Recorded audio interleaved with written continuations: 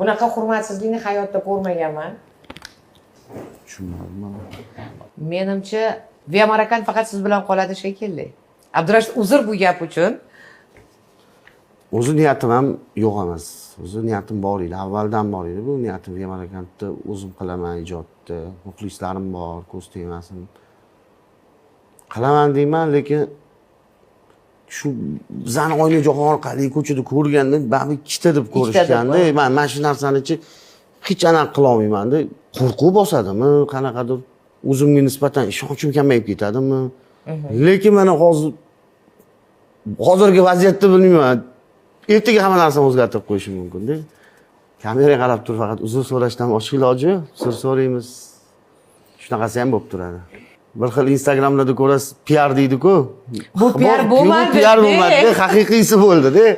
Mana haqiqiy original PR mana shunaqa bo'lar ekanda.